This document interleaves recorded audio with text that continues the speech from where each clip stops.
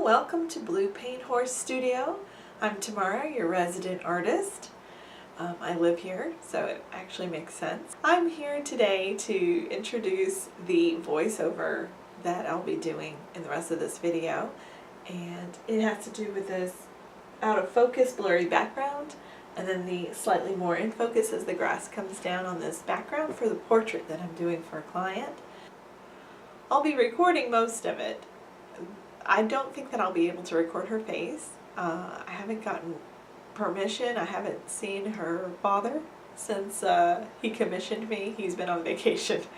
So I'm going to be real careful about that. But basically you're going to be able to see pretty much everything else in the upcoming week, probably week and a half. But I had been doing backgrounds out of focus in acrylics for a long time now, and I used the layering method. I did not have an airbrush. So after watching some fantastic tutorials by Lisa Clow, if you haven't seen her yet, she goes by Lachri Fine Art, L-A-C-H-R-I, Lachri Fine Art. She has videos on everything, and she's been doing it a very long time. She's fantastic. She's one of my mentors. I'm probably older than her, but she's still one of my mentors. She's fantastic.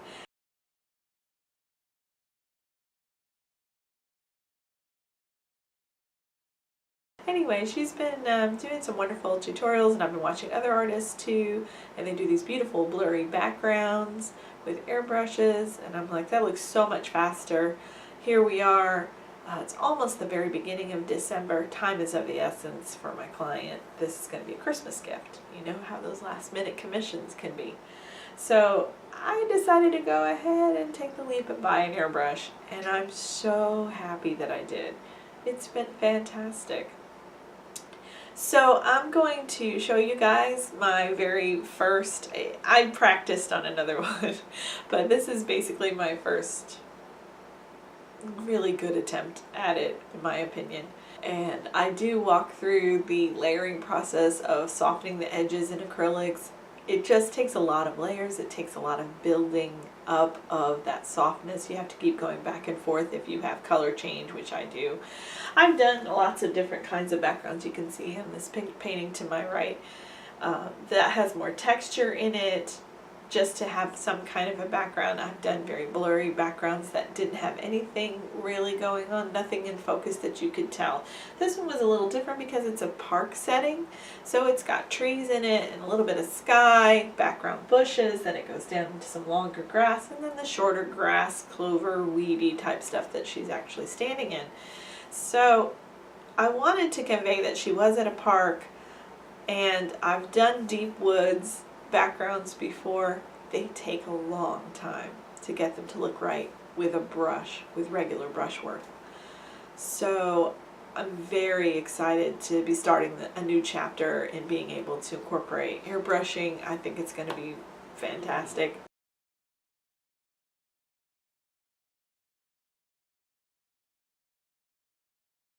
As you can see, it makes this beautiful blurry background. It's really simple, it's fast, a lot faster than the layering process that I used to have to do.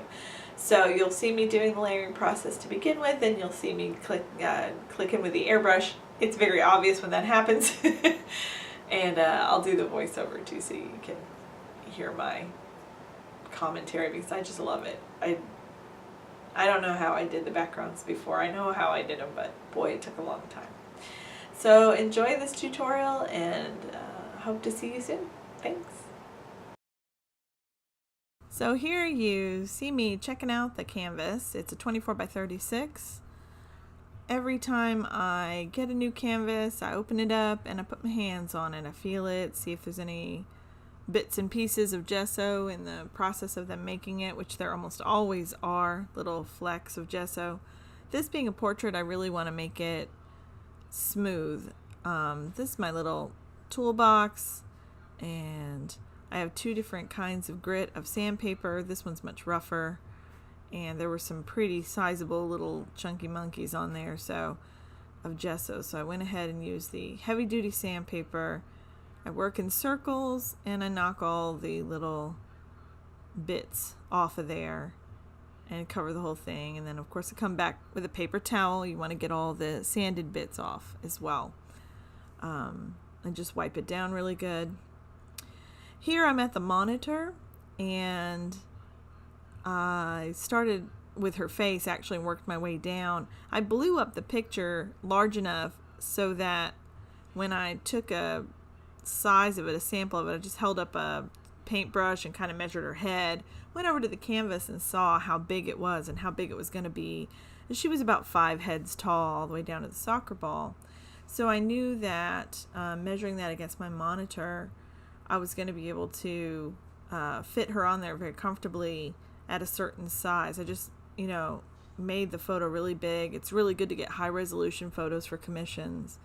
And then I just kept taping copy paper on top of itself and scrolled the screen, drew the next piece, scrolled the screen, matched it up. You can see I'm using blue painter's tape just to make sure I hold it in place properly, but if I wanted to maneuver it, it would be really easy to pull it up and move it. This is what it looks like on the canvas. I'm actually going to move it a little to the left. So here I've got the first attempt at my painted background, which was just to really kind of kill the white of the canvas. And it is a very soft, it's kind of a soft, pretty landscape, but it's a little too much in focus. And I also needed to go back and make it look like there were a lot of trees in the background. I know I didn't show you all the very top of the photograph. Forgive me, like I said, I didn't have her father's permission to show her face yet. He still hasn't come back from vacation. He's having a really nice long vacation. But anyway, this is how I normally build up the soft edges. I wanted you guys to catch some of this. This was the beginning of my struggling, I guess you could say. With it's always a struggle to get the soft edges. So you put the wet paint down and then you come back over those edges with a little bit of a frayed, very, very, very slightly damp brush on the edges, and you just work those edges out into the area surrounding it. And as you can see, it always leaves a little bit of unevenness. So for me to get that really smooth, I would have to go over this again and again. And in fact, I do go over it. I don't know if I video. Yeah, there I go. I go over it again. So this was just sky coming through the trees. And I put that gray down just like I said to begin with. It's a underpainting just to get the white of the canvas from blinding me so I could kind of start working on values. There's trees all the way up to the edge. If I put her on top of that with it looking just like a stormy sky in the background, she would have looked like a giant. And of course she's a little girl. I think she's like 10. So I didn't want her to appear to be hovering above the trees, and definitely needed that background forest to be in place. Here you can kind of see more of it. I'm starting my airbrushing, but you can see where I laid in the trees. I was getting a little discouraged, so I kind of stopped videoing it for a little while, recording it for a little while, because I wanted to try to get it softer, and the trees were very dark in the photograph and the sky was very light, and I was kind of going back. I was like, oh my gosh, this is going to take so long to get this smooth. So I went ahead and made the not very impulse buy and bought a Neo Iwata airbrush. And here you can see me starting to realize the joys of it. I've already gone through with the light pale blue and picked out the spots a little more smoothly. And then I added in the darker tree trunks. I'm holding it pretty far back. It's kind of hard to tell.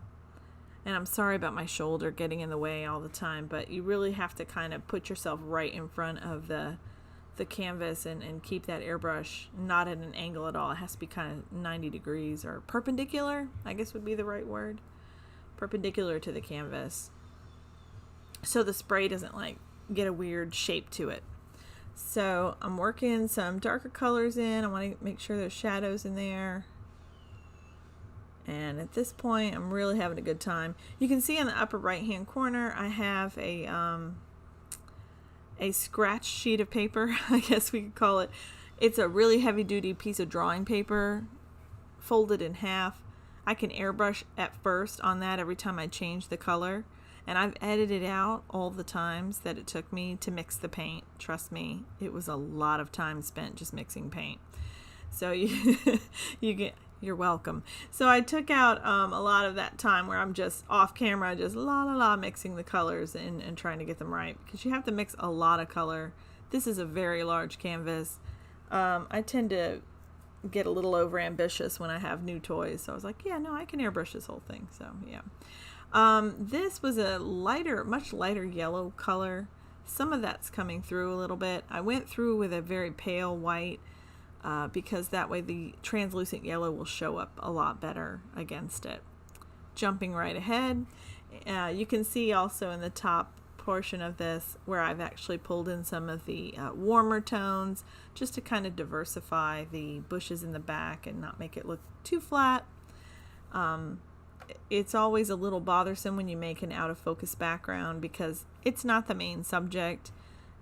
Every time I make one, it bothers my eyes a bunch because I'm like, gosh, you're not focusing on anything. Of course, it's the background, and once you get the subject in, it makes a lot more sense to your brain. But anyway, this is me picking out some details, going through and trying to make that transition between airbrushing and brushwork a little less jarring than just a fuzzy line and then some grass that looks like brush strokes. So I tried to work that upper edge just a bit. Things tend to look a little more harsh on the video than they actually are on the canvas for some reason. And again, I always have that glare off to the left, so I'm leaning in often, trying to get that glare, trying to work around the glare so I can see what I'm doing and not just working into a shiny spot from my angle. If you see my arm come over, you can see that nasty little yellow bruise I have on my arm.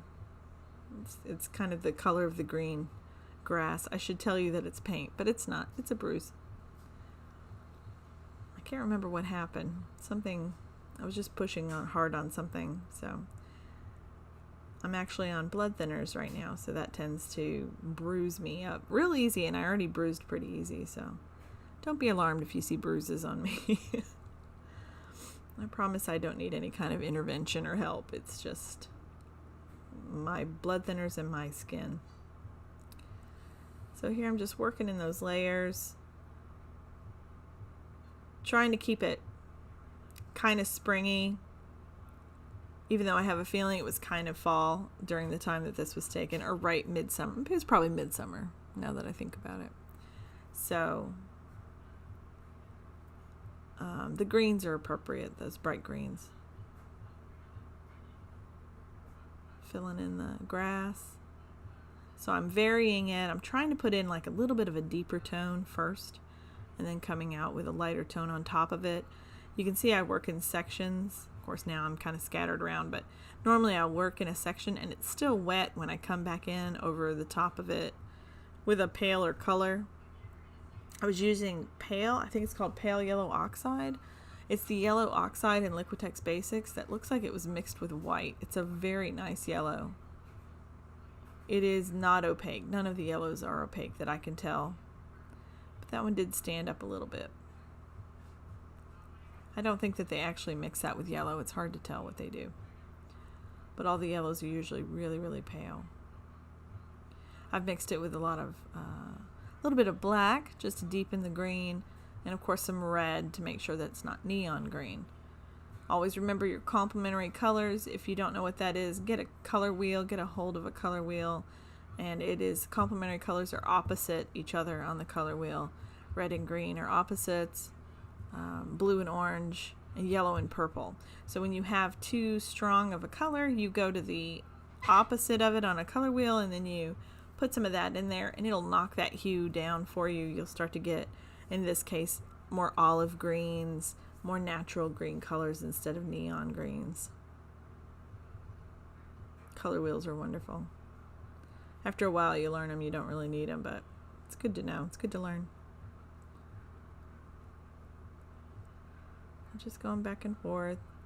This is kind of a long portion of it, but I kind of wanted to give it to you guys also so you could see it happening in real time. Not real time, this isn't real time, it's like 8 times faster. It takes a long time to mix those colors on the canvas. but I wanted to give you an idea of, gosh, how fast the airbrush went.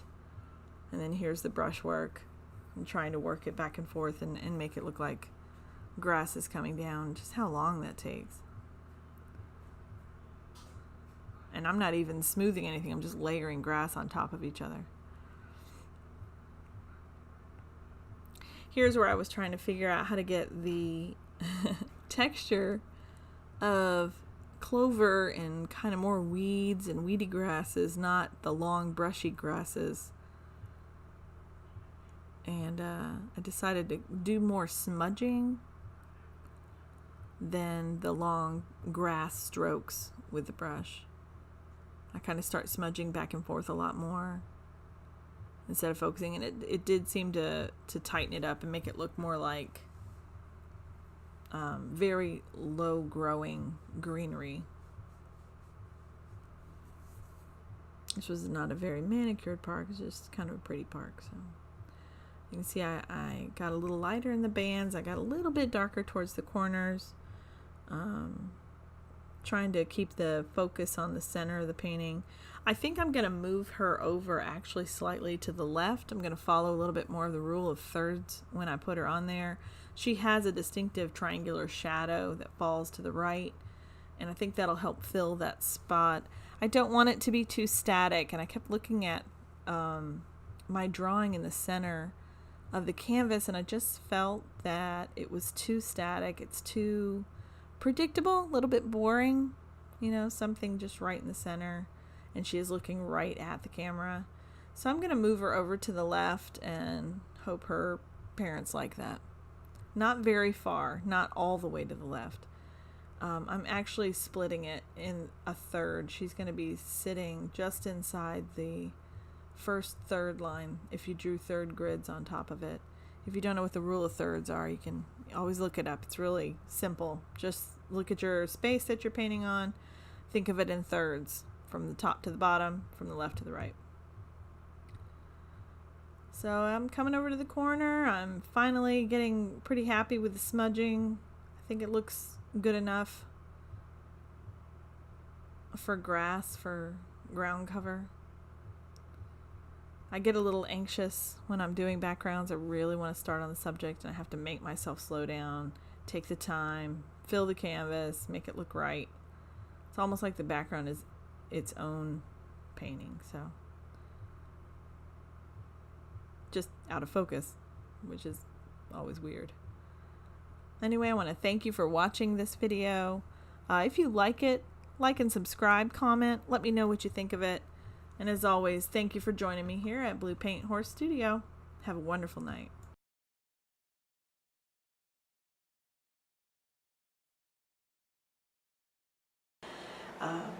I'll be mostly videoing most of it, so I'll be recording. Wow, words are hard. I wanted to give you guys a little intro to the video that you're about to see. It's going to, yeah, I don't need to tell you that. You know that. So bad at this. Take 4. Dog, dog, go lay down. Go lay down. Go lay down. Good boy. Studio assistant.